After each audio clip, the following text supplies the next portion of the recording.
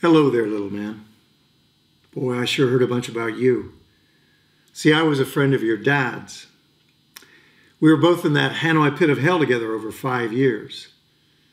Hopefully you'll never have to experience this yourself, but when two men are in a situation like me and your dad were in for as long as we were, you take on certain responsibilities of the other.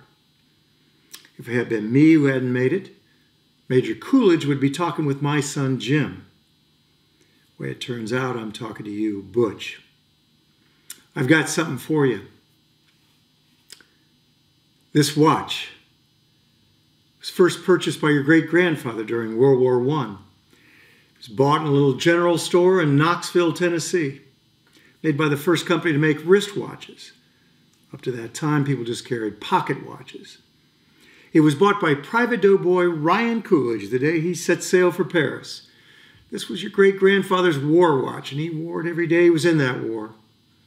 After he'd done his duty, he went home to your great-grandmother, took off the watch, and put it in an old coffee can, and there it stayed until Dane Coolidge was called upon by his country to go overseas and fight the Germans once again.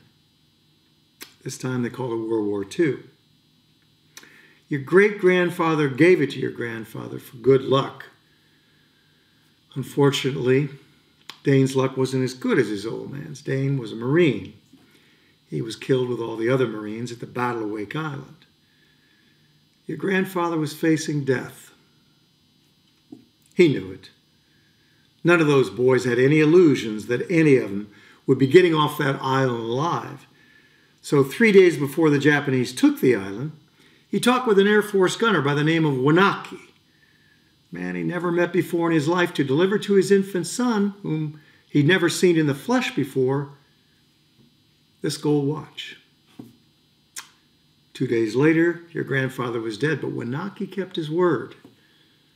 After the war was over, he paid a visit on your grandmother and delivered to your father this gold watch. This watch was on your daddy's wrist the day he was shot down over Hanoi. He was captured and put in a Vietnamese prison camp. He knew that if the gooks saw it, they would confiscate it and take it away. The way your dad looked at it, this watch was your birthright. Damned if any slope's going to put his greasy hands on his boy's birthright, so he hid it in the one place he knew he could hide something, his ass. 5 long years he wore this watch up his ass. Then, when he died of dysentery, he gave the watch to me. I hid this uncomfortable hunk of metal up my ass for 2 years. Then after 7 years, I was sent home to my family. And now, little man, I give the watch to you.